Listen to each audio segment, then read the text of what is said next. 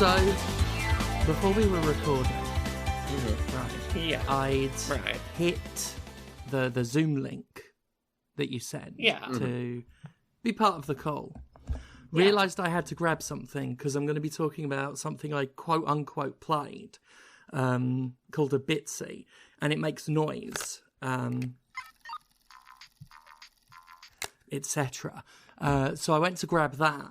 Now, I don't know where I got this idea in my head, but I'd left the headphones on the floor and was halfway stepping over them. And I was already in the call. I could hear you through them. I'd stepped over them, then went out of my way to stop stepping over them because I don't have underwear on at the moment and I didn't want your ears to look up my skirt. Reasonable. I understand, yeah. Your ears and voices might have looked up my skirt, so I stepped round. I don't know where that thought came from, but I thought it was an amusing way to start the podcast today. I've got an amusing thing for the start of the show today as well. Yeah, I've got a little life update to share with the podcast. I have officially been told I'm not allowed any more COVID vaccines. I'm having too many of them. We warned you about this. You've got a problem. Yeah. You're a vaccine fiend. So, here's, the short version. Because I did a vaccine trial, early on for the COVID stuff, I'm on, an email where I occasionally just get emailed about other clinical trials happening, and I have a look through it every now and then, and I'm like, is there a thing where I'm like, hell yeah, inject me with whatever it is for money that you're interested in injecting me with. Gotta make a living. And... yeah, and I don't know if I've made this clear on the podcast. I'm up to, I think, 7 COVID vaccines at this point. Because I had, 2 during the trial. And then they weren't being registered by, the NHS's app, so I couldn't, travel, because they didn't recognise me as vaccinated. So they told me to go get vaccinated like a normal person. So I went and got 2 more. And then I went and got a booster, and then a booster on top of that. Or whatever it was at some point. So I'm up to 6 or 7. But I saw a COVID trial was going, and they were the only conditions, you've not had COVID recently, you're not been vaccinated recently, you fit these criteria, and I looked through and I was like, there's nothing that says I can't. Give me more vaccination. I really don't want to get COVID if I can help it. Getting paid to have less chance of COVID is a great idea. And I got through, all of the screening things, and they were like, cool, we just need, the dates of vaccines and what vaccines you had. And I go through and I list them all, and this woman goes, I'm gonna have to talk to my supervisor, because I have a number in front of me, and I don't know whether reaching this number or going over this number means I have to say you can't be in the trial, but you've reached the number we've determined is too many vaccines. And, I need to know whether we can whether we can give you 1 more, or we're just no, you hit the number, that's it, you're out, no more mysterious science vaccines for you today. So, they won't let me level my autism up any higher, and I'm upset about it. You maxed. I'll tell you when I've had enough. You sigh as you smack a kidney dish onto the floor. Right, what's the worst that's gonna happen? I get even more vaccinated, vaccines are medicine. Too much medicine? How could that be a bad thing? I mean, it's dead viruses, isn't it? Yeah. So maybe they're worried at one point you will be a walking COVID mausoleum, and then a very tiny tarnished will try and slay you on their quest for the Elden Ring, because that is the kind of thing that would be in it. Yeah. Some sort of walking mausoleum for dead viruses. That's you. That is me. It's and you. I wanted to be even more of one, but You'll they get won't the let scarlet me. rot. I'm not allowed to become I'm not allowed to become an Elden Ring boss that when you defeat me, I spray out dead COVID vaccine particles at you. That would be brilliant. I'm sad for you that you cannot have that. It's been bad luck for me recently trying to get on getting on more clinical trials. I almost got on one where I'd have just done shrooms for science to find out about hey, autism, how does that interact?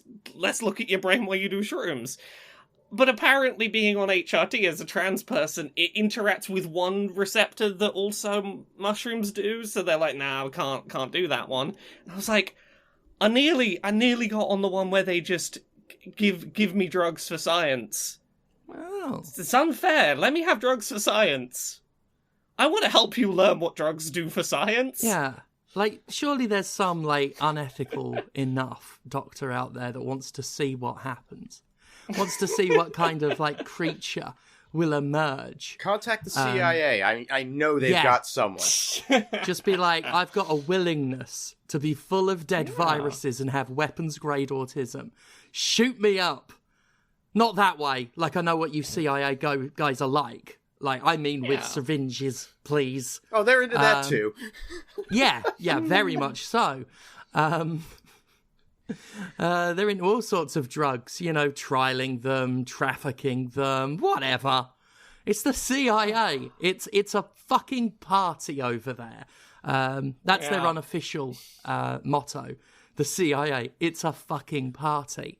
Well, that is actually the Weird Al Yankovic parody of Party in the USA by Miley Cyrus. Oh! Party in the CIA. Oh. Yeah, it's fun. There's some talk of toppling regimes and assassinating, people. It's classy. Yeah, I like it. I've not heard that one. It's fun. That sounds fun. It's from, I think it's from the same album that had Royals, but instead it was about wearing aluminum foil hats to keep the government out of your brain. Of course it was. Yep. Yeah. Oh, lovely bloke. Yeah. Lovely bloke, Right. is Strange Alan. Big fan. Before we get cracking on the games, I would like to just thank everyone who turned up Sunday night for an evening with Commander Sterling, one of Mark Adams's ring announcer, a friend of mine, one of his evening with events in Manchester. Utterly lovely night. Got fucking hammered. Woke up with 40 quid stuffed into my bra by one of the attendees. Can't complain there. Had a lovely chat with an NB who kept staring at my tits and I kept staring at theirs, and their partner, who was just as lovely, was staring at all 4 tits. Pleased with that result. 2 free Rock Lords. A drawing of Jonathan Holmes as Hornet Lad, creeping out the bushes as I bend over to smell a flower while he's ready to sting me up the arse with his stinger. His penis. So that was good. That was the same NB what drew that. Chokeslammed people. We brought the crash mat to Manchester, which Phoenix did a wonderful job of hauling into the car. Mark insisted we drag it out into the car park. Wouldn't listen to Reason, wouldn't listen to Phoenix, aka Reason. I back bumped on it in the car park because I wasn't going to let anyone else do it. Plus, it made me feel like a proper professional who knew what they were talking about. And I was not going to chokeslam anyone in the fucking car park because, like, my back ate concrete. Like, the crash mat's good, but, like, with absolutely zero give under it, not so good. So we eventually was able to get it dragged back into the bar, cleared some space. People lined up for their choke slams, which obviously, just to allay concerns, I am a trained professional. I was not like giving us like full lifting them up, encouraging them to like fucking properly post and all of that. Like, it was, they had fun. They did jumping. I guided them down. They landed on the crash mat. All good fun. Fucking laugh. Was still drunk the next morning and had forgotten to film for the Jimquisition, so I had to film that while juggling being both hungover and drunk. Sign of a very good night. It was a very good night. If you didn't attend, you did miss out. I know someone who was there didn't know it was happening and was idly scrolling by on Twitter and realised it was happening like down the street from them, and they've been following me since like the Destructoid days, which whenever anyone tells them that, like, I instinctively tell them I'm so sorry. Right? Like that flinch that you yes. just reflexively do. Whenever someone says, God. "Oh, I've been reading you since Destructoid." Yeah, oh god. Yeah, I know that well. I can only apologise for that. Just lovely. And the True Grit show on Saturday was really nice as well. Had some nice fans turn up. Queens of the Space Age got a really nice reaction. Really good night. Just really good weekend. And I thought it was going to be bad. I thought things would go not well and people wouldn't turn up or react or anything. Thank you. Plus I got a Bitzee, which I will talk about when we start talking about games. It's just a Tamagotchi that's both more and less ambitious, but we'll get to that. I've got some video games to talk about today. You don't say. There are 2 video games I have to talk about today. And, look, I've been playing Pokémon Sleep. I want to talk about that in a minute, but, more importantly, I do have to get to... Last week, I had just had a little mess around with The Last Hope Dead Zone Survival, and since then, I have played that full game start to finish, and my god, fucking hell, I need to talk about it now that I have played the full thing. First of all, to anyone listening who listened to the podcast last week and tried to look this game up to go check it out and couldn't find it, it seems to only exist on the UK eShop. It definitely isn't in the US. That might be the problem you're having.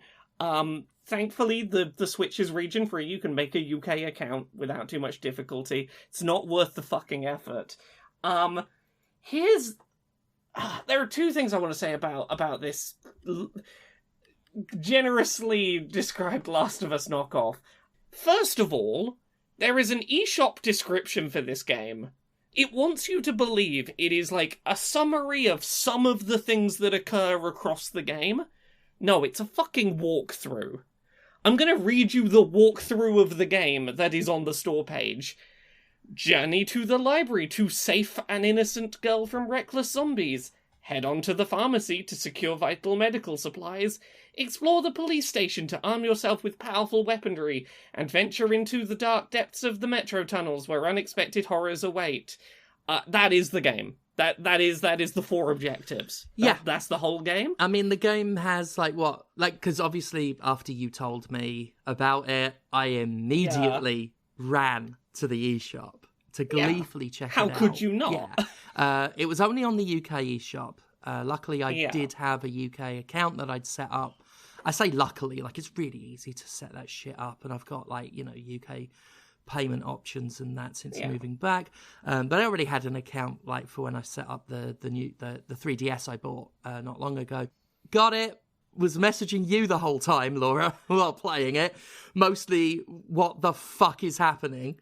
Yeah, thankfully I'd finished it so I could occasionally be like, oh, you're at that fucking bit. Okay, let me give you some advice because you're gonna fucking need it. Yeah, you were able to sort of warn me about the points at which I could soft lock the game and have to start over again. There are several of them, because, here's some fun facts. This game will routinely, when you make progress past certain points, just completely lock off your ability to turn back and, go back where you came from. And it does this pretty aggressively. But, as a result of that, you can entirely miss out on, critical items and just be impossible to get them. There is a melee weapon in the first building in a corridor that you can just miss entirely. There is a gun you can get access to before the trunk of the police car, and we'll get to that in a minute. There is one point where you can get food to recover your hunger meter, and once you leave that location, you cannot go back to it, and that is bloody important. So, I'm going to talk about the first place that I had, a major soft lock on this and had to, completely restart a couple of times to work my way around, which is, you leave the pharmacy, and there is an objective, which is open that police car's boot and get out the guns and ammo out the back of it. And the problem is, you have to do a lockpicking minigame. Oh, God. And time... So first of all, the lockpicking minigame is not fun. You have to stop a moving thing when it's in a little range on a bar, except there's so much fucking lag between pressing the button and the thing stopping. You have to preempt it by, half the length of the bar it's moving on. And it's, it's ever so slightly off. So, it never At first, you're not sure if you're just not pushing the button quick enough, but it's never quite right. The amount of lag is inconsistent is the problem. Yeah. Is that you can try and preempt it, but then it slightly changes how much you have to preempt, and you have to do it 4 times in a row successfully, or you have to start over. And during all of this, there are zombies around, and the game, doesn't pause while you're doing the lockpicking, but it also doesn't, if the zombies kill you while you're doing the lockpicking minigame, it doesn't tell you you're dead and, kill you. It lets you keep trying at the lockpicking minigame futilely. You complete the minigame closes, and you're dead. So there's a few things about getting through that. First of all, you realistically need the gun and the bat that you can entirely miss and you can't go back for to help you kill these zombies, but also, you won't have enough ammo to shoot all the zombies to death. The game claims it has headshots. No, it fucking doesn't.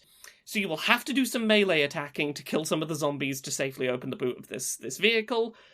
But every time you swing your bat, it takes up some of your hunger meter, which you can't go back and get food to recover that hunger meter, which means you have a limited number of uses of melee attacks before you can just never melee attack again. And that meter is used for things like sprinting.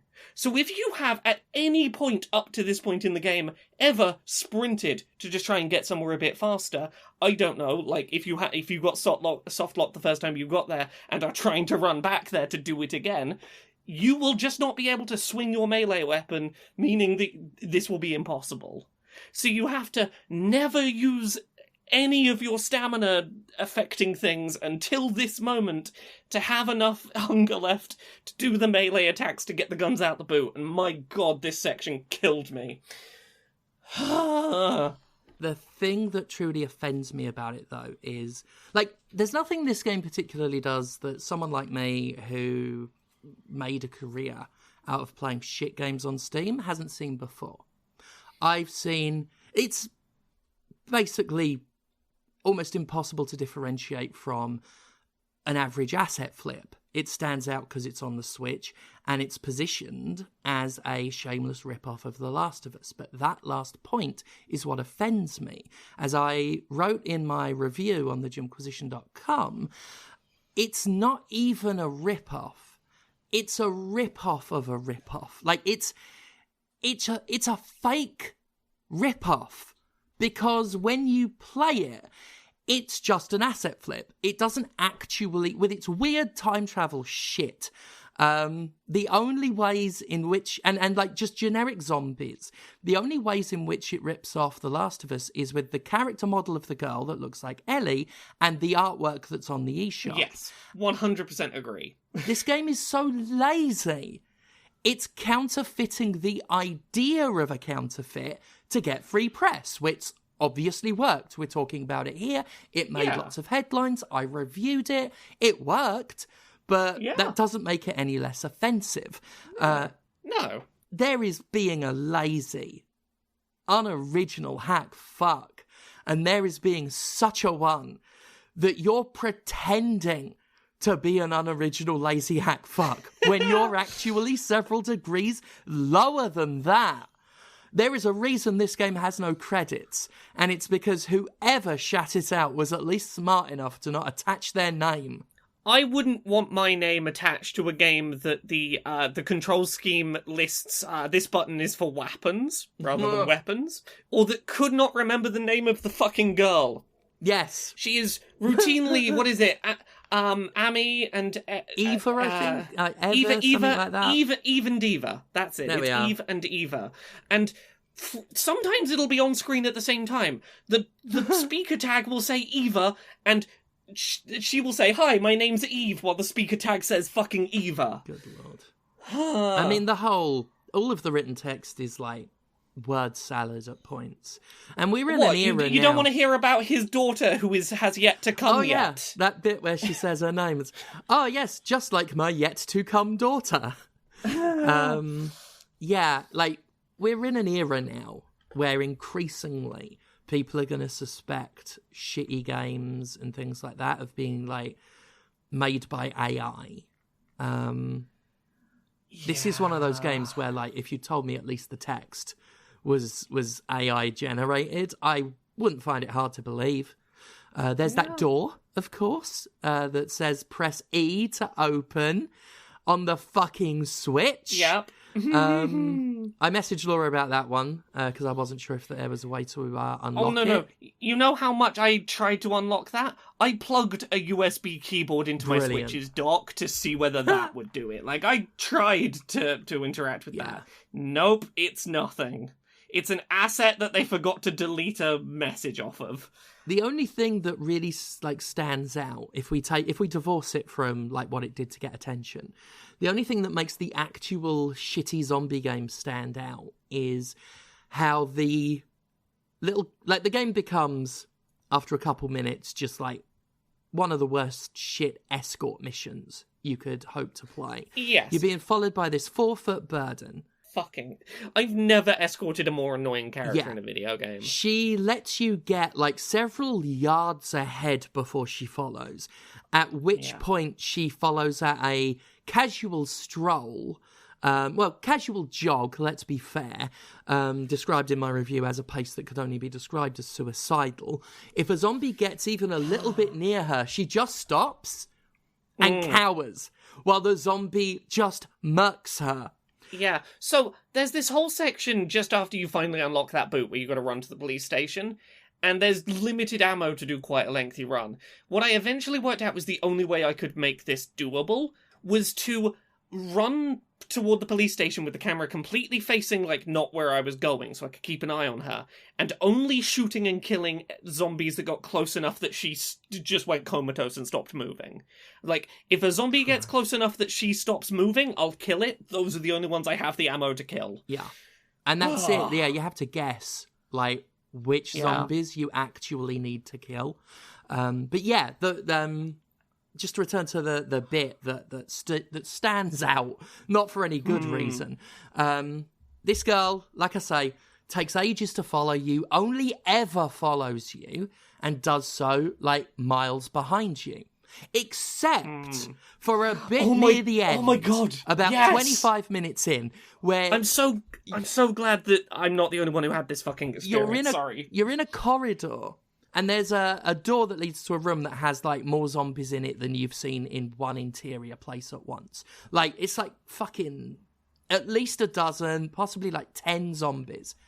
Yeah. She suddenly runs in front of you, gets in the doorway, blocking it, and cowers. Yeah, so here's how that moment went for me. Sidetrack, I've got to talk about crafting the fucking Molotovs. Oh, yeah. Yeah, so there is one moment in this game where there are some gas canisters and some things to make Molotovs. First of all, this is the only place in the game where those materials exist, but there's not an even number of them. There's not enough to make a whole number of Molotovs. But here's how you make a Molotov. You pause the game, press R2 to go over to a different menu, and it says press Y to craft a Molotov, and you press Y, and nothing visibly happens to confirm that you've crafted one. There's no, like, visual feedback, no audio feedback. You then close the menu and wait about 2 seconds, and then the character sits down and starts making the Molotov. You have to press a button in the menu, then close the menu, then wait, and then it confirms that you pressed it right. So I make my Molotovs, I'm in the corridor, and it's very clear this is where the game wants me to use the Molotovs, because it is the one place in the game that, like, has a big group of enemies in one contained place like this. I throw the Molotov, and Eva fucking runs into the fire, stands around cowering in the fire, and then dies by having been set on fire. She does this on 3 separate attempts at getting through that corridor in a row. Every time I throw the Molotov, she waits until I've thrown the fucking Molotov and then runs into it and burns to death, and the game says, "You dead. You dead." Oh yeah, you dead. You dead. You dead. Truly shit. It's, and I was about to say truly remarkable, which is just something I say when a game is, like, really, really shit, but that actually is untrue. It's not remarkable. That's the most offensive, insulting part of it. it's only remarkable because it had artwork that looked a bit like The Last of Us on the eShop.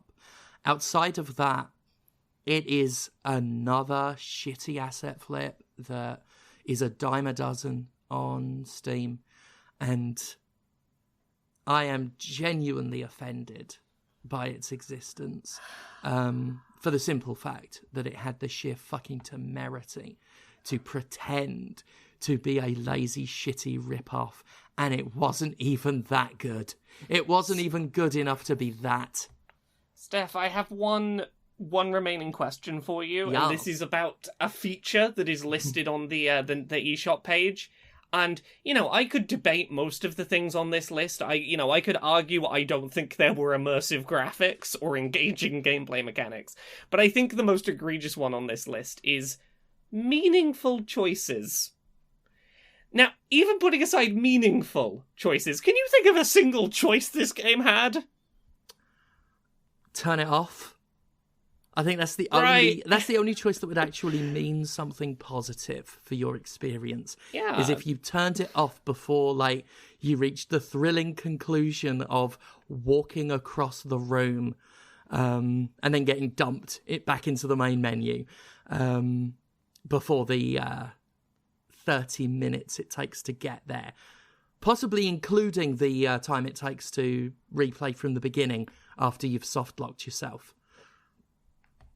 Yeah. As far as actually in-game choices, no. The only way you can sort of... I guess your choice to kill zombies in the zombie shooting game to the point where you run out because... Is that a meaningful... Was soft-locking myself a meaningful choice? I mean, it meant a lot to your progress. It did have a big impact on the game. Did we mention, lack of working memory, did we mention the fact that stamina never regenerates ever? I mean, I don't know if we, made a big enough point about it. Yeah, stamina never point. Regenerates, with the exception of there is one food item in one supermarket that can regenerate your stamina once. Yeah, and you get 3 of them in that supermarket. And they restore... Do you? I only ever seem to get 1. Oh. Well, I'm not surprised that they just didn't load for you. But yeah, I found 3. It's not enough. 3 won't... Even 3 won't fully refill an empty bar because they restore a piddling amount. Yeah. And that's it. 3. Well, let's just say, with what we've learned from you, Laura, between 1 and 3... meant to last you the entire half an hour. Yeah, so that game is soon going to be $8.99. Fuck off. Well, by that point, the novelty will have worn off. Everyone's already sort of been moving on. For a quid, I got it for the cost of some of my Nintendo. You bought other games. Here's your discount credit. I got it for that. Oh yeah, I definitely used my coins on it. Yeah, I did a Twitch stream and I got a quid's worth out of it. Terrible quid's worth out of it. What about you, Comrade? What you been playing this week? Well, I did finish NieR Automata 3 times because you have to. I mean, there's a 4th ending that is central that I haven't gotten around to yet, which is exactly what happened last time I played NieR Automata. I still haven't seen that other ending, apparently. Guys, it's great. When we spoke last, I had not yet cleared the first ending and gotten to play the other half of the game with the hacking. And that's so nice. That's an entire other really good mechanic. Yeah, and it's so well suited to the structure of how they want this game to play, in that you're going to have to repeat a bunch of stuff. it's not just a different activity than the running around and slashing that you've done all game, which you can still do on some level if you want to, in most cases. It's faster. It's just faster. And that really takes a lot of the edge off of having to go and do the whole goddamn game again. It's just a masterstroke. So yeah, I found it to be just as interesting and miserable in terms of how it left me feeling at the end of it, just sort of, empty inside. I love that. I love that game. I really don't have anything else to say about it, other than Pascal is so fucking tragic, and I hate these people for making me feel. It's not feelings. Fair. Who said that was alright? Not acceptable. No, great game. Please play it. I said it last week, so I'm not gonna belabor it. But yeah, that's mostly what I've played this week was NieR. Other stuff this week. Can I talk about Pokémon Sleep? I don't even know what this is. So, Pokémon Sleep was announced like 3 years ago, and it's technically not still out. If anyone asks, I'm definitely in Canada or Australia or New Zealand right now, where the game is having a 3-day beta. But Pokémon Sleep is the newest smartphone application for the Pokemon Company to harvest and sell your data in the guise of gameplay. And I use this fully cognizant of that. It is a game in which you catch Pokemon by sleeping. Sorry, what? It is a game that is trying to encourage healthy sleeping habits by gamifying getting a good night's sleep as a way to go find Pokemon. Yes, I do just about remember them announcing that. Yeah, this was announced during Nintendo's batch of we're trying to make games that are part of encouraging healthy lifestyle in various ways. It seems like it's stylistically the successor to when they wanted to make the Vitality sensor. So here's the gist of how this thing works. You have a Snorlax that you are doing various gameplay elements with, and I'll get to those in a minute, to try and encourage a bunch of Pokemon to visit a little park by syncing up your sleep schedule and having a good night's sleep, and you attract Pokemon to your park based on the kind of night's sleep you had. Now, there are some fundamental things about this game that I need to get out the way that are, I think, going to be barriers to mass adoption. The big one being, in order for this game to work, you have to open the app, open the game, have your phone plugged into the charger at the wall. You set what your bedtime, on average, you expect it to be. You go hey, usually if in my case, because of the hours I work, I'm probably 2 a.m. Somewhere between 1:30 and 2:30, I'm probably going to go to sleep. And the game will sort of give you bonus points for going to sleep in that range. And then when it's time for bed, you set your alarm for when you want to wake up and go, if I happen to be in a cycle of light sleep, let's say 15 minutes before my alarm's due to go off, set my alarm off then so I can wake up when I'm, not wrenched out of deep sleep. And then you put the phone, on your mattress, face down, without having, put the screen, you haven't locked your phone screen. The game doesn't work if you lock your phone screen. You have to leave the game running on your face-down phone on your mattress with your screen running. Now, the game does cause it will, turn your screen brightness down to, 0, or, it will turn the screen technically off. Yeah. So that you're not getting light showing. But your phone is not locked, the touchscreen would still work if you touched it, and your phone is, still running a game on your phone while you sleep.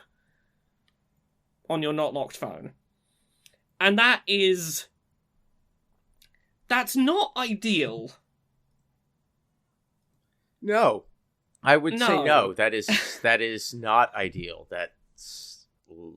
I mean, and I say that as someone who actually does put their phone face down on when they go to sleep every night because I go to sleep listening to UFO and Nazi documentaries. So I'm the same. Me and Jane will go to sleep listening to a very gentle, calm podcast about American breakfast cereals. We'll just pop that on when we go to sleep. But, like, you lock your phone. Don't leave the touchscreen on and active there. That's weird. So, like, the way that the game rewards you points and registers whether you've had a good night's sleep is it's using 8.5 hours sleep as the barometer of a good night. And you are, like, percentage awarded on how close to that you got. It's a little simplistic. There is no way to tell the game, I generally get less sleep than that. So I've had this running 2 nights. I got a score of 75 on the first night because I slept 6.5 hours. The second night, I slept 4.5 hours. I got a score of 53. This game is not going to like my sleeping patterns. And then it gives you a whole little breakdown where it's like, hey, what percentage of my night was I, in dozing? Was I snoozing? Was I slumbering? At what points was that happening? Here's a recording of when I rolled over in the bed and it made a bit of a creaking sound. And it's like, oh, that's a sound. We'll note that down. I now know it takes me about 20 minutes to get to sleep. I was slumbering for maybe an hour last night. It gave me a bunch of stats, and then a bunch of Pokemon showed up and made judgments about the quality of my sleep.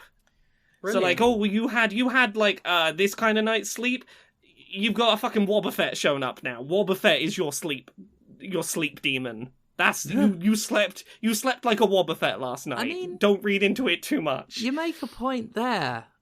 Like, I have, like, the whole sleep paralysis, sleep demon shit, like, and various other, like, mental illnesses that stop me sleeping.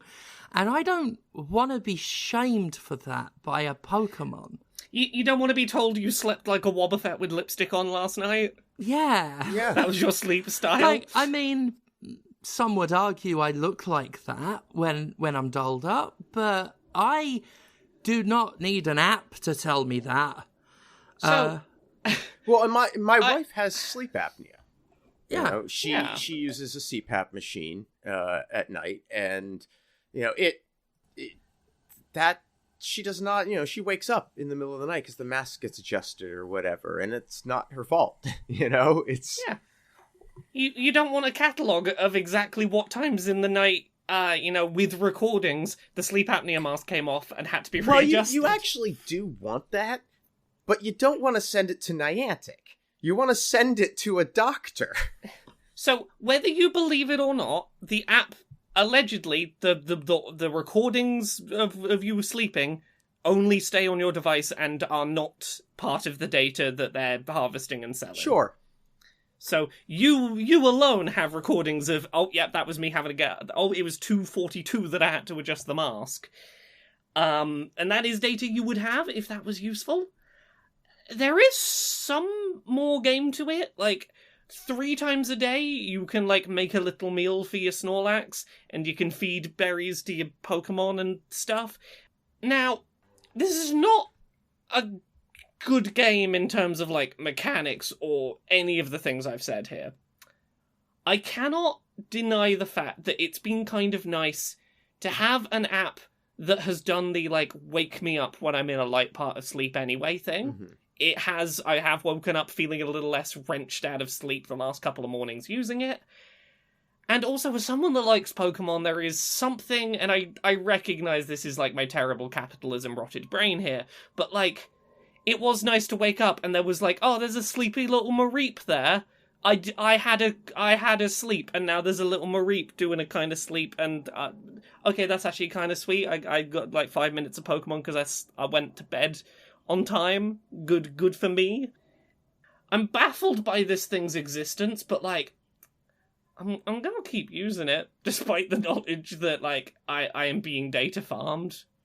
It's been kind of nice to have a thing keeping me accountable to, like, actually remember to go to bed, and waking me up at a time where I am in a light phase of sleep, and also there's some Pokemon in the morning, and maybe there'll be a shiny, and I'm like, you know what, there are worse things I could have on my phone.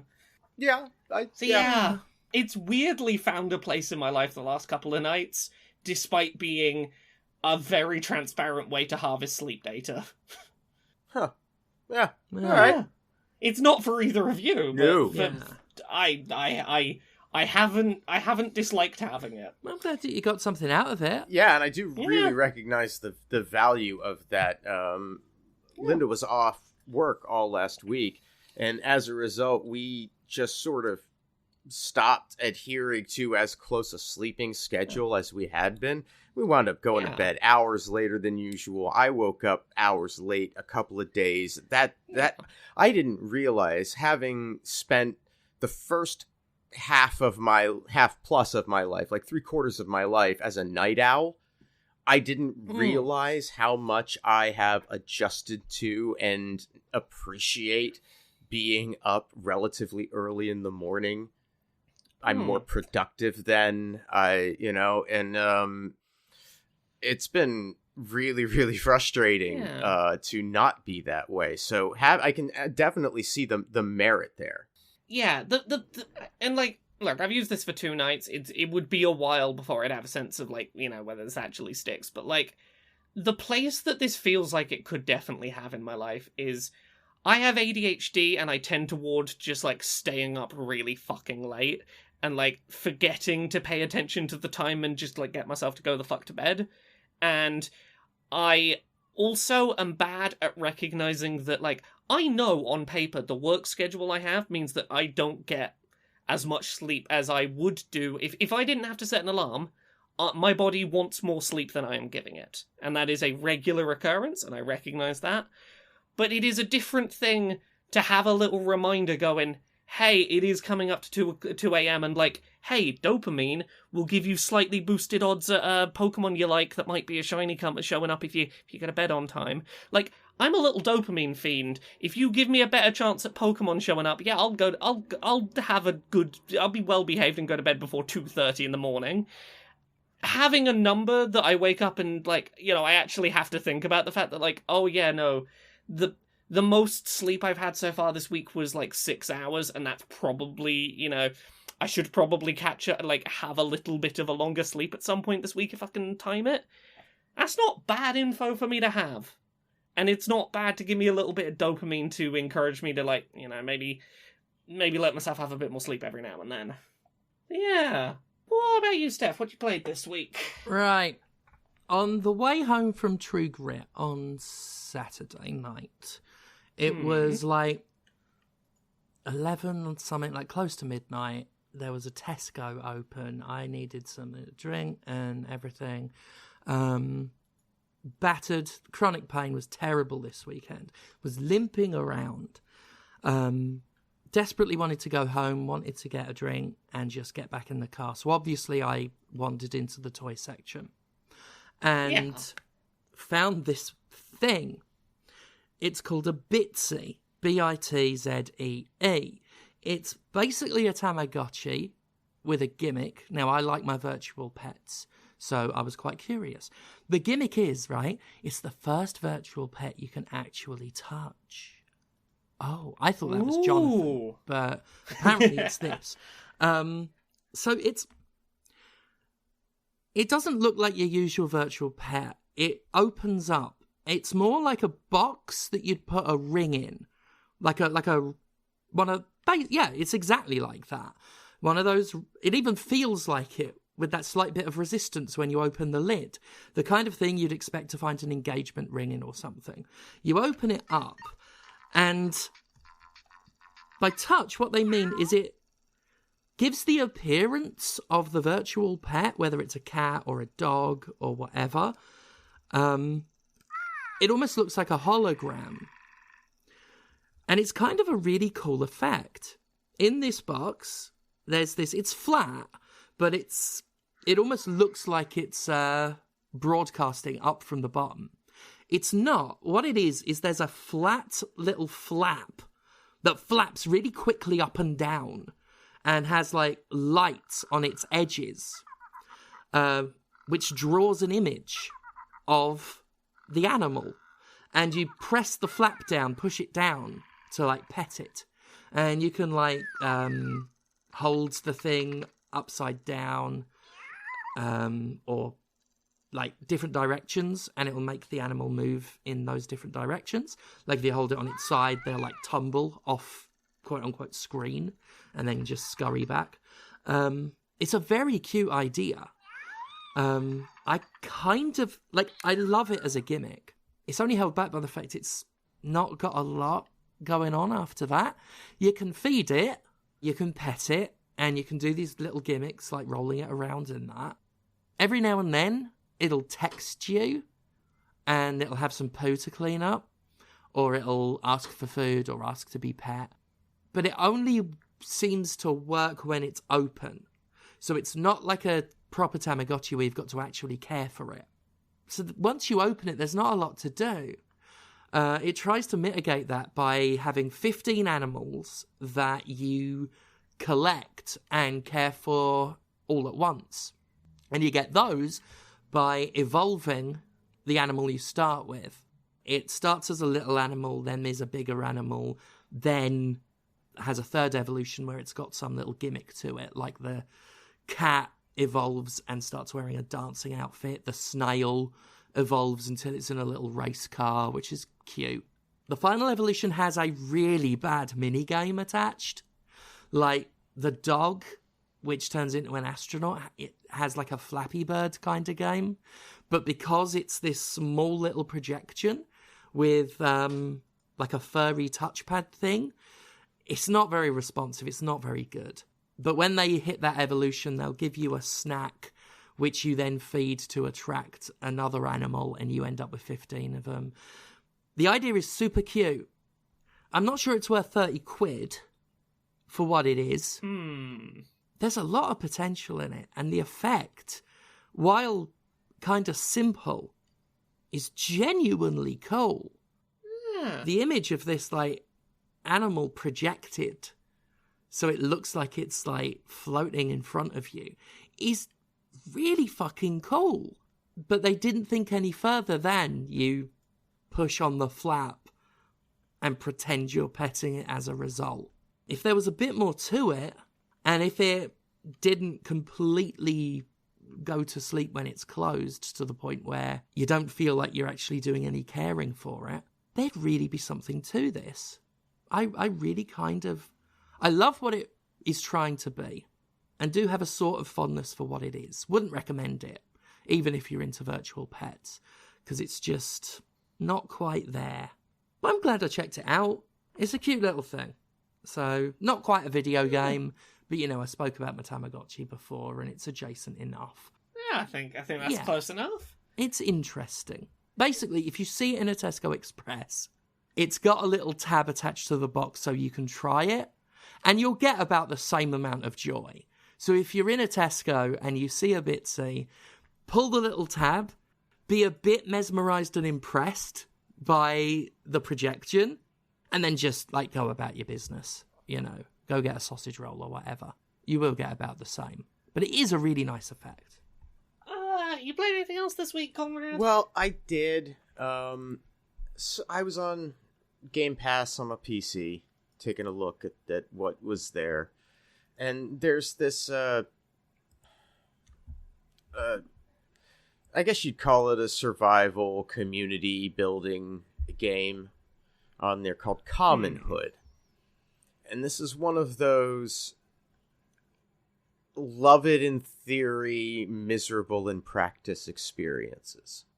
It has a story mode where you are a young woman whose parents have, I guess, recently passed away, and they have to sell the family house, and now they have nowhere to live.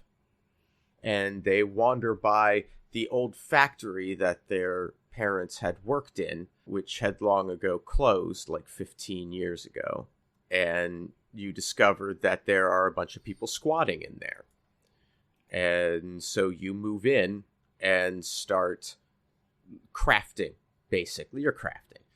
You craft items to build more complex tools, to build more complex items, and you could start to build rooms inside this factory and so on and so forth. And develop relationships with the people, and then once you get close enough to them, you can assign them tasks as part of the projects that you're working on. And it's all very good conceptually. I like all of these ideas. These are types of games I like to play. The interface is bad, just uncomfortable. It has controller controls, but the analog move look is way too sensitive to make them practical for use, and there seems to be no option to change mouse sensitivity. I have, as a result, been playing at keyboard and mouse, which is never my preference, but because I guess the Xbox controller is plugged in, it's always giving me prompts for the controller, and some things I just haven't figured out how to do with the keyboard at this point. And I've been playing this a few hours now. The sensitivity of the mouse is still way higher than I like. At least my mouse in its software turned down the mouse's sensitivity in order to make it practical for use.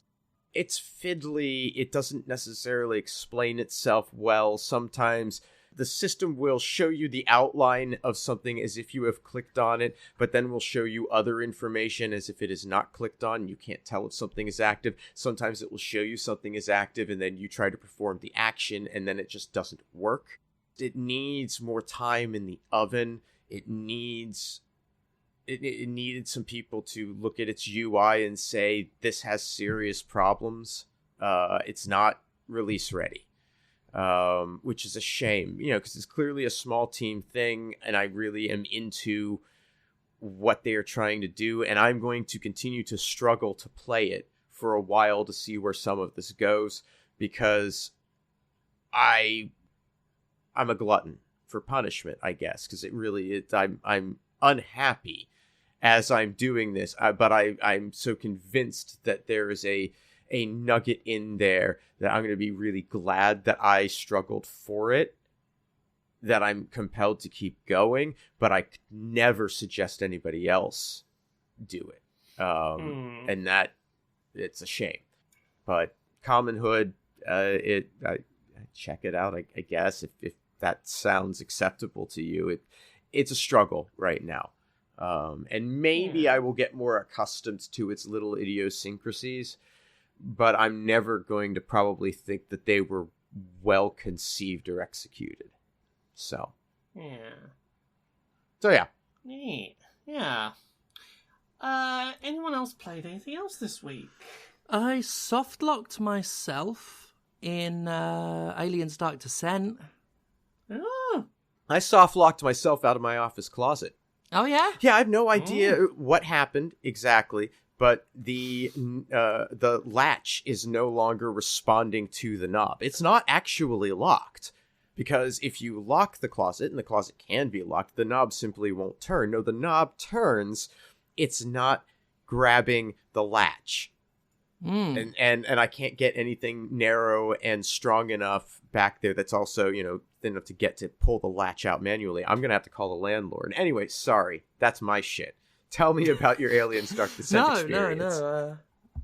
You gotta get it out, both in terms of unloading, your frustration and whatever's in that closet that you can't literally get out. But Aliens Dark Descent, I'm putting the finishing touches on the review now, and I really have been struggling as to how I'm gonna critique this, or certainly give it a score at the end, because I fucking love this game. I was unsure last week. I've fallen on the side of it's brilliant. It is a brilliant XCOM style Aliens game with Darkest Dungeon elements. As I've played and upgraded Marines and got into character classes and gotten to grips with the mechanics, I have been glued to it. And it's certainly a testament that after I lost hours of progress, I didn't just quit when I'd be well within my rights. But therein lies the problem. As I've written in my review, it is well designed and badly made. It is a wonderfully presented collection of genuinely brilliant ideas. and it is so fucking broken. The menu in between missions, where you're like managing the squad and researching and developing stuff, sometimes that just very much like Redfall just forgets what the X button does. You just can't interact with anything and have to reload in order to interact with it again. Regularly, aliens die in their attack animation poses instead of leaving corpses, to the point where a battlefield will just be littered with static xenomorphs in the middle of leaping. Occasionally, alien bodies will leave xeno samples, which is just basically a resource that you can spend. Sometimes they'll do that and just can't be interacted with, so you just have to leave them there. What else is there? All sorts of physics glitches, graphics glitches, all of that, all of the good stuff. And this one bug that is known, I looked it up, it's not just me that it happened to. This is several hours into the game. I just had my first fight with the Alien Queen, which itself was really tough because this is quite a challenging game. Had to carry an NPC from the nest to an elevator and take the elevator up and extract the squad. Got all the way to the elevator, which itself took ages because carrying an NPC is really slow because the Marine doing it can only walk. Got all the way there, got in the elevator. The NPC, when we took the ride, despawned. And that was that. I needed her to progress the game. The game still thought I had her, but I couldn't extract her. She was gone, completely despawned. And by the time I worked out that I was screwed, the autosave had completely saved over, like, every available file. I had no recourse. I looked it up, and others had to do the same. I had to restart the entire game, including the laborious tutorial area, which there's an option in the menu to turn that off, didn't seem to stop it happening, and replay for hours. That's not forgivable. And yet, I, on a personal level, have done, because the game is so fun, and it's such a tense, genuine survival horror as well as an RTS. I personally would categorize it as, because so much of it is about resource management and hiding from the aliens rather than engaging them, because this game, very much like Alien Isolation, makes the aliens a very real threat again. One drone, if it gets close enough, can do damage, at least until you've leveled up. And if it sees you, the hive hunts you, converges on your last known location. If enough of them get into a scrap with you, an onslaught happens, and if you don't have a bunch of turrets and levels, you are fucked. And it is terrifying. You have to just run and extract if you can. Even stuff like managing Marine stress, I've actually found an engaging challenge instead of a fucking hassle like I otherwise would in some games. Some of the lasting stuff is fun. At one point, a Marine of mine got so badly wounded she lost an arm, and now she just has a robotic prosthetic that is just with her for the rest of the game. Like XCOM, you can find yourself getting a bit attached to the Marines. And now that I've learned my lesson after the first time, I thought the game was not going to be all that and got absolutely ruined, like the actual Marines in the film. I've only lost one Marine, Milky Squirter. Oh yeah, you can rename them. The others are still around: Creedle, Crabnuts, Footpicks, Lord Pervert, Cock Yogurt. All of them, they're fine. But poor Milky Squirter. It's so good, but it's so fucked. It is so... there's a Focus Home Interactive level of charming jank, and this pushes past that to the point where it's come on. At least on PC, they patched out the incessant Marine dialogue, where they yell one of 3 stock phrases every time you click a destination for them, which, if you've played any sort of real-time tactic game, you know how often you do that. So constantly, hurry up, you slugs, move, hurry up, you slugs, move. Shut up. It's not patched on PS5, so I'm well within my rights to slag it off in my review, as I would be on PC anyway, because patches after the fact don't excuse it. But such a conundrum. If it weren't for the bugs and the glitches, like, I think I'd be looking at a Game of the Year contender, genuinely. The only major complaint I'd have then would be the dialogue.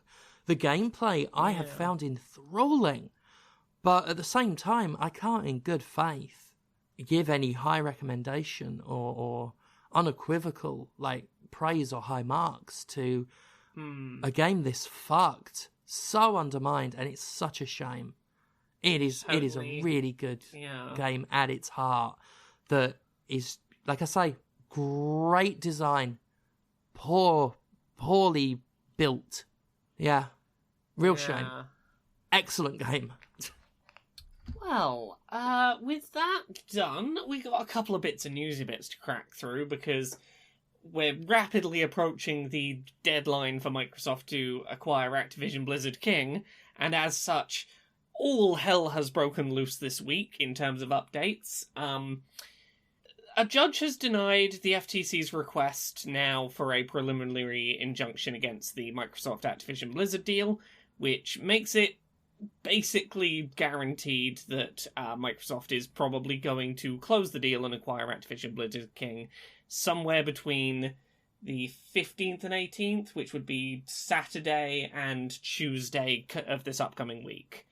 I'm reading a thread from Stephen Toledo, which does a pretty good job of summarising what the judge's response was to the FTC's complaint and how they came to this decision. The short version is that the judge feels that the FTC failed to make a compelling enough argument that Activision was likely to pull Call of Duty from PlayStation consoles, or that this acquisition would substantially lessen competition on Game Pass or cloud services. Some interesting things that came out of this. The judge in this trial feels like the Switch should be counted as part of the current console generation, but the FTC successfully argued, and the judge sort of conceded this, that the Switch wasn't in the high-end console market, which meant that, at least for these purposes, Microsoft couldn't pretend it was one of three competing players that were like, oh, I can't be a monopoly, I'm one of only three. They did have to go, you're one of two that are really vying for this particular monopoly.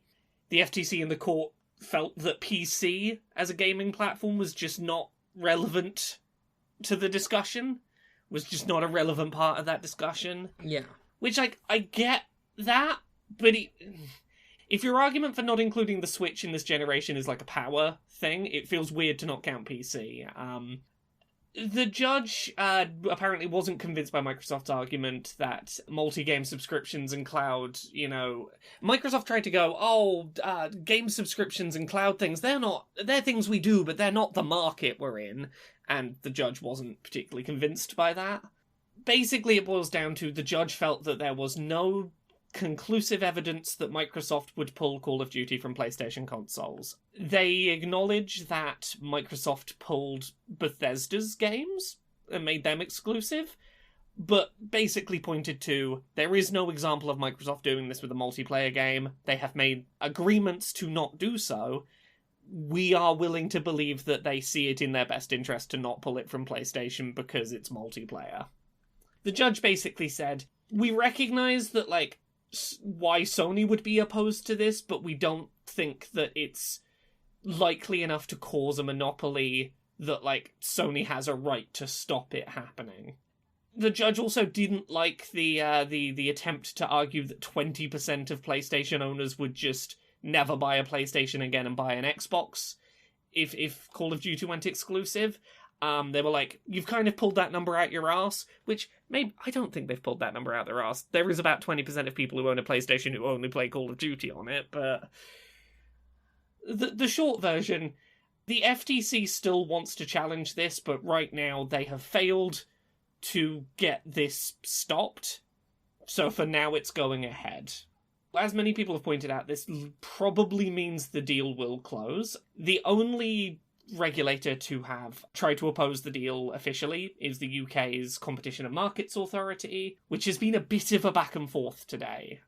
Initially, Microsoft is like, we're upset about the CMA's concerns, but, we're going to look at how we can, before Tuesday of next week, modify this, how the deal goes through to, address things for the CMA and try and get it so that the CMA is on board and that we don't have to pull all of our companies out of the UK or anything. To which the UK market authorities are apparently like, we don't like the idea that you're trying to rush us into approving a rapid change before Tuesday. In a statement to The Verge, someone from the CMA said, while merging parties don't have the opportunity to put forward new remedies once the final report has been issued, they can choose to restructure a deal, which can lead to a new merger investigation. Microsoft and Activision have indicated that they're considering how the transaction might be modified. The CMA is prepared to engage with them on this basis. These discussions remain at an early stage, and the nature and timing of next steps will be determined in due course. While both parties have requested a pause in Microsoft's appeal to allow these discussions to take place, the CMA decision set out in its final report still stands. So it doesn't sound like the UK is going to back down before Tuesday, so Microsoft's going to have to work out what the fuck they do about that. So yeah, it seems like probably by Tuesday of next week, the ink will be wet, and Microsoft will own Activision Blizzard King, probably. Yeah. I figured. I think we kind of hedged our bets there from the start. I celebrated the hassle. That's what I was into. I like that it wasn't easy for Microsoft. I like that we learned a lot of shit. Yeah. A lot of things a lot of companies had to be open about shit they usually try and obfuscate. See, that's what I've enjoyed out of all this. I've enjoyed the humiliation that they've had to put themselves through at points. I've enjoyed them having to give up certain secrets, especially with how cloak and dagger the game industry likes to be, often arbitrarily. I've liked all that. I like it when corporations don't have an easy ride. I don't think many of us expected that Microsoft wouldn't eventually get its own way. Corporations often do. I genuinely didn't expect the UK to be the only place that, stood up to it, and for them to not back down on it. That was a surprise.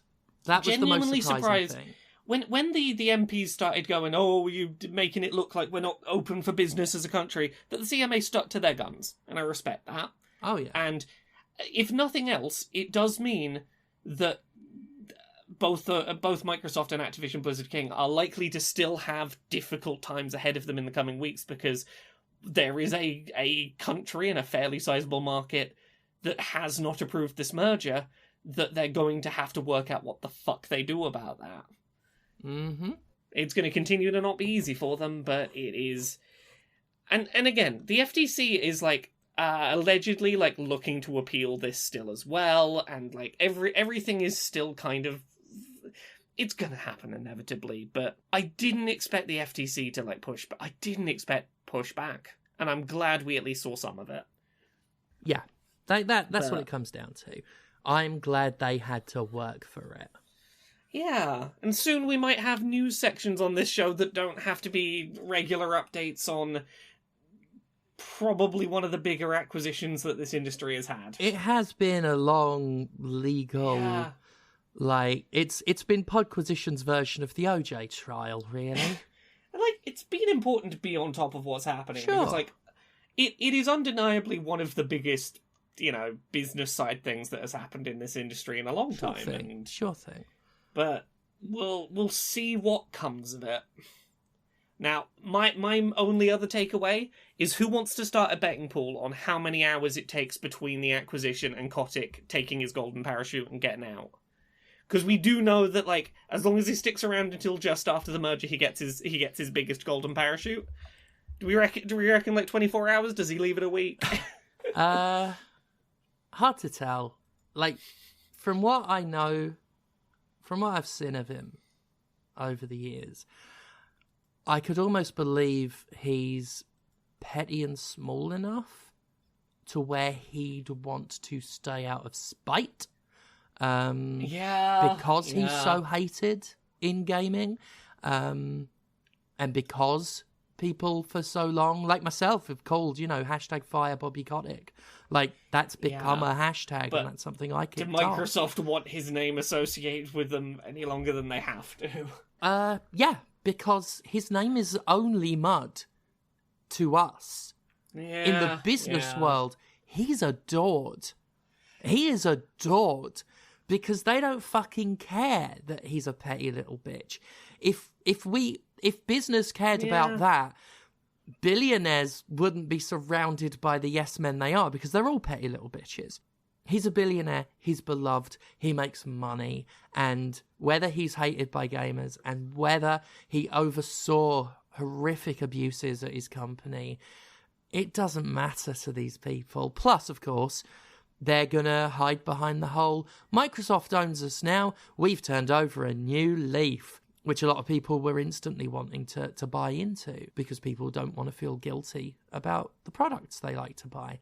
So yeah, I think eventually that guy is gonna take his golden parachute and fuck off with it. But then again, Vince McMahon never got out of WWE, even after he sold it.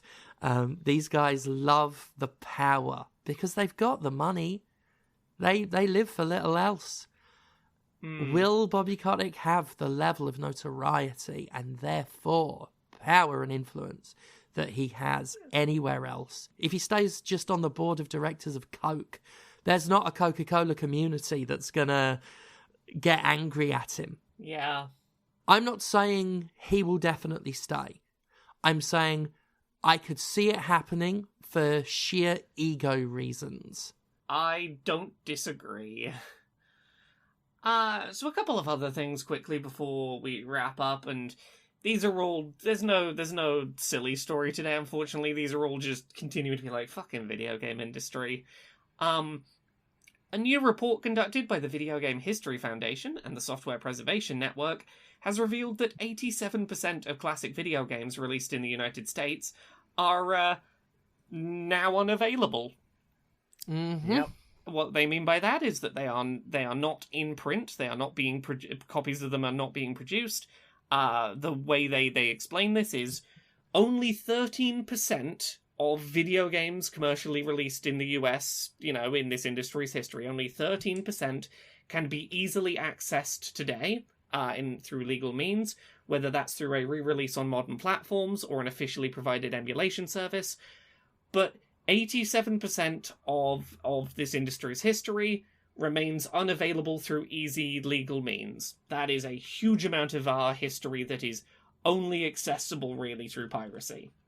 Or buying secondhand copies for God knows how much. The study was produced, understandably, to basically go, hey, video games as an art form are kind of at risk and need better preservation, and it's undeniable, the numbers don't lie. There is a lot of this industry that needs proper preservation / you should all be doing piracy because this industry is making it impossible for you to actually buy the shit that makes our art form what it is. Yeah. I have zero qualms about saying go pirate shit in a world where 87% of a medium cannot be legally purchased. I mean, it just speaks to the long-term lack of respect for the actual medium as a creative medium. Yeah. That those running the game industry have had historically. Video game preservation has, of course, been a long-running issue. I was made aware of this story this morning, waking up to find a lot of people quoting me on my views of the moral correctness of piracy. This is, of course, one of several reasons why it's always morally correct. Because if we ain't doing the preservation, no one is. In movies, you get re-releases all the time. You get, not of everything. I doubt we're ever going to get the limited edition of X vs. Sever that we've all been clamouring for. But books are reprinted, and it's very easy to get hold of these things. In the United States, we have the Library of Congress that makes those things available permanently. Indeed. We have library programs. That's something that this article goes into. That is a thing that's really worth noting, the ESA has fought for years and years and years to make it harder for libraries to have video games in their in their materials, and that is them. They are actively. It's not just that they don't care; they are actively preventing it because it's in their interest to prevent. Or they feel it's in their interest. The number of people who actually use the library system, my God, get a grip. This is not hurting your bottom line. If anything, it's allowing you to inculcate your product even further into the mainstream. If they hadn't fought this 20 years ago, they'd have more people buying video games today. It's... Anyway. Yeah. I think also, we are starting to see this sad trend in other media. Obviously, we had the thing with Batwoman last year. I saw a story the other day about there was a movie put on Disney Plus that was wiped after 6 weeks. Oh, was that the new Willow? No, it wasn't the new Willow, although that's another one that's been wiped. I know that's another one they've wiped real quick. Some film... Craters or no, it was some sci-fi film. 6 weeks, just gone. There's a few. I know one of the ones was there was a Grease themed TV show, I think, that was called something like March of the Pink Ladies. The first season, I don't think it even finished airing before they pulled it off of streaming. Yeah, it didn't even stay up long enough for its first season to air. The reasoning, so cynical. Tax savings. Art is being genuinely, for all the talk about, the left are censoring games and all this, that is the most cynical, selfish form of censorship you could get. We are going to render this piece of media. It's also inaccessible, completely. It's also weirdly everything old is new again. Because that's how it was with broadcast, right? When we were stuck with broadcast and to a certain extent cable television too, you would have a show that would appear and it might disappear after 4 episodes. I'm looking at you, Fox. Profit was an incredibly interesting fucking, just because middle America didn't get it, Fox. Anyway, I'm still bitter about a TV show that ran for 4 episodes in 1996, apparently. Thank God it was released on DVD.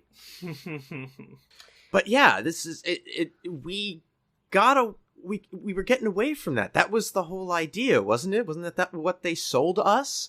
They sold us that we were going to get full experiences. We weren't going to be just cutting things off. It would all be available to you forever. And, but hang on a second. It's more profitable for us in our, in our mind. Well, it's interesting you bring up broadcast because I've made the point for many years, and I'm not the only one, that we started this whole online streaming thing with Netflix and then Amazon.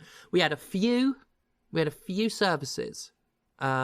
And one predominant one that had so much, just so much new and old content, which was eventually stripped away as companies wanted a slice of it. And the point was made by myself and others that they took this innovative form of media delivery and just turned it into cable again. Right.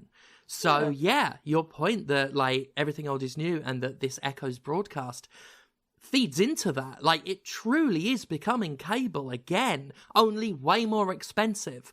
Because every bespoke service wants its own stipend. There are no packages here, like the old days. Not that the packages were great either, because you're paying for stuff you don't want. If you have cable, you are paying for Fox News. I'm sorry.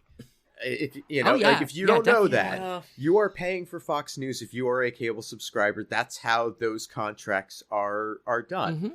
Well, I mean, in the same way that if you pay taxes, you are paying Activision Blizzard.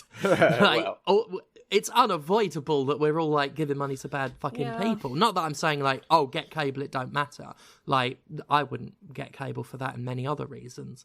But yeah, this feeds into something that I've been talking about, like, God, going back like 10, 12 years on the Jimquisition. Going right back to actually secondhand games, where we talk about preservation and stuff. This idea that big businesses, big corporations are so afraid of competition and so afraid of the free market they claim to love that the only real effort they do when it comes to making money and staying competitive is in crushing and warping and perverting any new idea, any new content delivery method to make it resemble the one they're already doing and comfortable with. And that is what we've seen with media streaming. They bashed it and pulled it and tore it and broke its bones until it fit the mold of what they've always been doing. Because so many of these businesses are just old relics clinging onto power and forcing things. We see this with, like, lobbyists regulating to stop innovations. Well, we saw it with, say, AT&T when they worked so hard to stop fiber from happening in locations across America because they didn't want to compete, they didn't want to innovate, they didn't want the free market when it didn't mean they were free to do as they pleased. Yeah. That's what this all comes down to, is old relics forcing the world to stay the same. And when it does change, they will smash the change to pieces until it looks like the old thing again. And it's fucking sad, fucking grim. Indeed. Last couple of very quick things to get out of the way.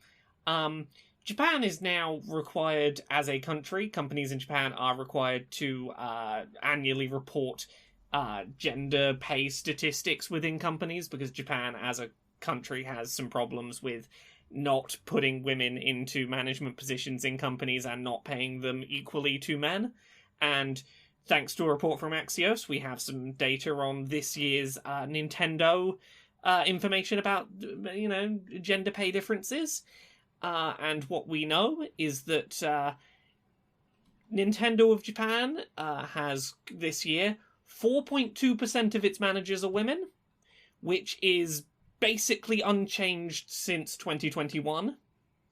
And the average female employee is paid 72% of what an average male employee at the company is paid.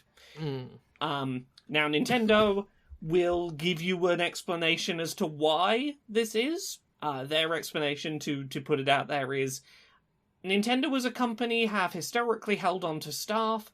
The average tenure for a Nintendo employee is 14.3 years, and this has led to the company holding on to an aging male managerial group who are paid more than younger junior employees. Now, that may be true. That doesn't change the fact you have made zero progress on only 4% of your managers being women in the last 2 years, and women are being demonstrably paid about 20% less on average than men within your company. Like, those numbers, your explanation doesn't change those numbers, or the fact that they haven't really changed in 2 years. Yep. And the last one, we've finally got an update on what's happening with Yuji Naka over his insider trading. We know about his sentence now. He has been found guilty of insider trading, and he was initially sentenced to 2.5 years in jail, with a final judgment that was going to come in July, and we now have that final judgment. He's not going to see any time in prison because he did a money crime. Yeah, he's been sentenced to those 2.5 years in prison and 4 years probation. But as long as he doesn't break his probation, he will avoid actually spending any time in prison. He has also been fined 2 million yen and 170 million yen, which would be less than £1 million. He has been fined, and he won't spend any time behind jail for having done insider trading. Oh, okay. He made a few thousand pounds insider trading, and he's got to pay $1 million, but he doesn't have to go to prison because he did a money crime, and people who can do big name money crimes don't have to go to prison. And still more punitive than we are in the United States. Yeah, at least he was fined more than the amount he earned. He's actually taking a loss on this.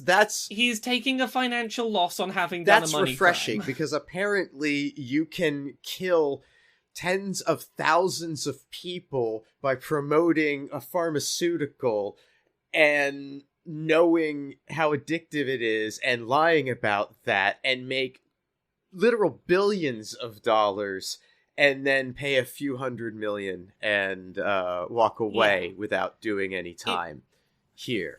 It does seem like he will take a notable enough financial hit. So that's something. So there we go. We done it. We done all the things. Yeah. Good for us. Yeah. We did it, gang. We did. Yeah. Well, Yuji Naka may have been fined under £1 million, but Laura, you have done just shy of 1 million things, and people need to know about them, please. Yeah, I've definitely done just shy of 1 million things. I dare you to count and prove me wrong. You can find me in everything I do on the internet at Laura K. Buzz, Twitter, Twitch, YouTube, TikTok, Patreon, that's the one that pays the bills, Blue Sky, Threads, Mastodon, whatever other services I'm on by the time you hear this tomorrow.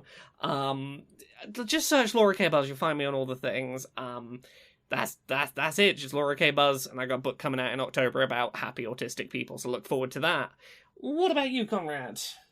You can find me at Conrad Zimmerman on Twitter, Instagram, Blue Sky. You can hang out with me on Twitch at twitch.tv/thatconradzimmerman. You can buy anti-capitalist propaganda and licensed Jimquisition merchandise at mercenarycreative.com, where it is hot sticker summer, and everything that I do online gets supported through Patreon at patreon.com/fistshark. And you know who else has a Patreon? Who? James Stephanie Sterling. Oh, goddamn. God damn. God damn it, Peter Parker. Patreon.com/Jimquisition. That supports this show and, of course, the Jimquisition series. This week's one was about Niantic. A very requested video over the years. Didn't quite do it justice, but I feel I'll be returning to the topic. Really annoyed that I forgot. I remembered it, then forgot seconds later to talk about them bigging up some twat from Autism Speaks. Yeah. But do check it out. By the time this goes up, there should be an Aliens Dark Descent review on thejimquisition.com, where I publish game reviews.